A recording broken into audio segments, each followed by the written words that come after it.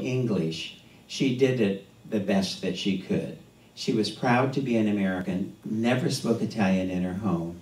She wanted everyone to speak English. They had a work ethic and a desire to live this dream that we so take for granted many days of our lives.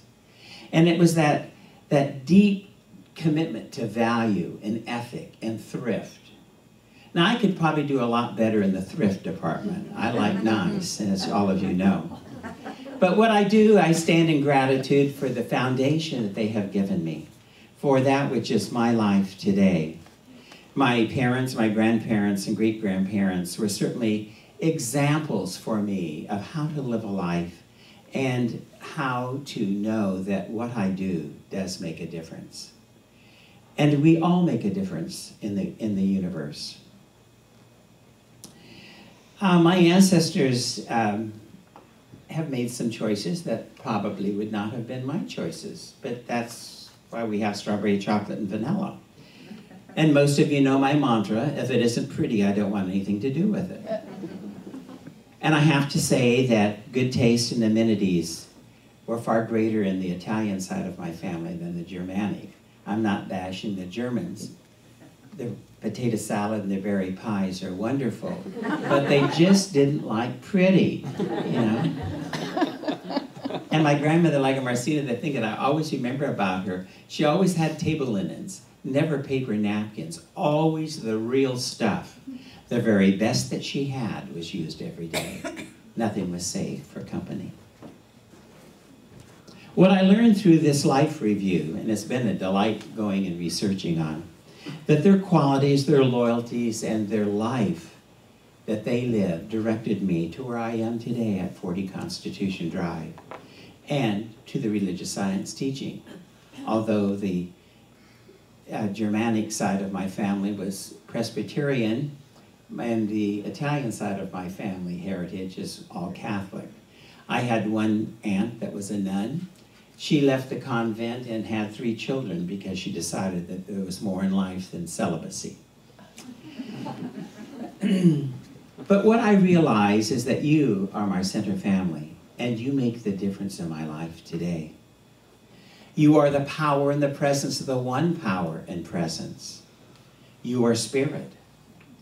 And my consciousness is the complete inventory, every thought, every deed, every action, everything that I have ever known. And it's that connection of sharing love that I received from my heritage that I bring today to you. And it's through that that my life is stable, it's foundational in the principle of our teaching, and it allows me to the expression of full comfort and love. And when I express, it brings me harmony and vigor and well-being. It is a security of family and principle manifesting right here and now as my life. This morning, I'm choosing to discuss a little further about Dad's often shared wisdom, fate makes the family and choice makes the friend. What I am certain of, you are my family of choice. And I have to tell you that all of you I really care about. I can't say that about my Aunt Gertrude and some of those that have preceded me. I learned a lot, most of all, how not to treat people from them. But they appeared in my life for a reason. And that reason was to make me a more compassionate, caring, sensitive, and loving individual. And for that, I give them an A+. But at the time when you're a small child, you don't understand that. And I had a grandmother, too, that my eldest brother was her very favorite. And she was the kind that would buy for one, but not for the other 3. Which today, I am very, very comfortable in saying that I've forgiven her. For I know that she had 27 grandkids. What are you going to do with them? Hit them in the head with a bat? She did have her favorites, and that's okay. But when you're 4 or 5 years old and somebody gets an ice cream cone and you don't, not very nice. One of the things that I remember from that is that we were required to always respect and to always call her grandmother, which we did. But what I learned from her behavior was how not to treat people and how to be fair in all of your dealings. I'm sure she had her reasons, and I wasn't one of them, or her favorite one, and that's okay. And that's not pasta sauce. Now, the Italian side just loved you to death. In all families, there are occasions where there are situations that we might not like. And I'm sure some of you in your family relations have had that come to be. But what I have learned to know that if I don't like them, I can always love them. For love, that four-letter word, which is the elixir and the prescription for all things in life, is what brings balance and compassion to life. When we have harmony and when we dismiss discord and displeasure, we live in that authentic space known as our own life. And with Spirit's guidance, I know that we can process all things with ease and with grace. And when we allow that which serves no purpose to just fall away, to fade away, to go into a non-existent state, we've released that from consciousness and allow that perfect unfoldment to be that which is ours, our truth, our truth. And it is in this truth that we live and we express our authentic and true self, for we're building our authentic life. It is supported. When we make choices, we become God's agent. We become the emissary for good. We become the emissary for change. How simple life would be if we could just not have to make those choices. But that isn't the way life works. We make choices and decisions. And making those choices and decisions is essential for our spiritual unfoldment, for our inner growth, and for allowing all things to be. And you know, when we have to learn, we just have to learn. A bird must learn to fly. A child must learn to run. First crawl, run, and then walk. We see that with little Harry every Sunday. And that people must learn to live with a compassionate, creative, and wonderful interior, expressing outwardly. As we serve Spirit, and we are placed on the planet to serve, I truly believe that's the only reason we're here, is to serve others, not be a doormat, but serve others and be part of this spiritual community called life. As we serve Spirit, a constructive, dynamic, and wonderful way of life is ours. We claim it.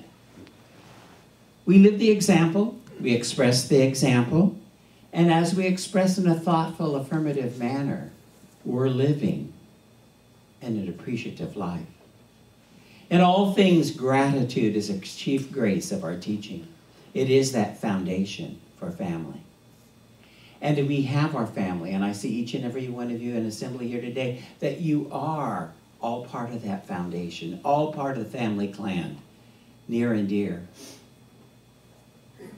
Confucius wrote, everything has its beauty, but not everyone sees it.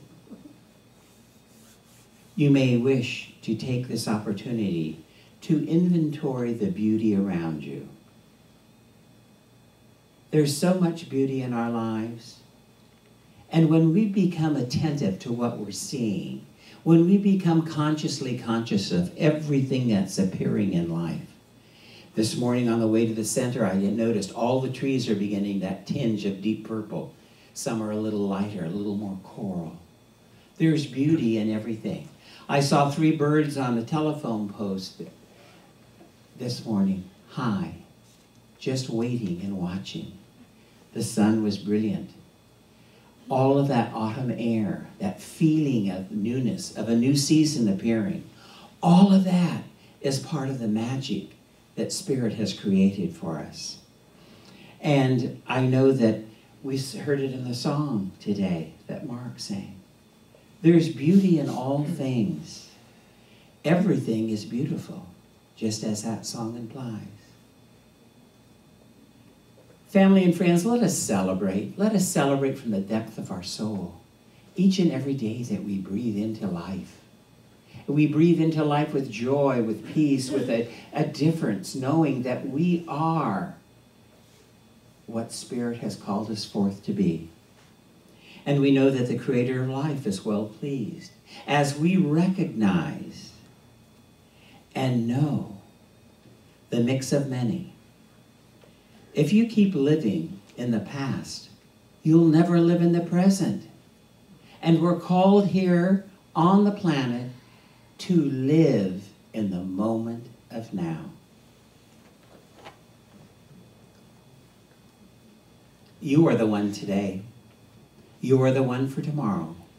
And you are the one forever. I urge you to look for the beauty, for the beauty is looking at you. And my lesson ends in love.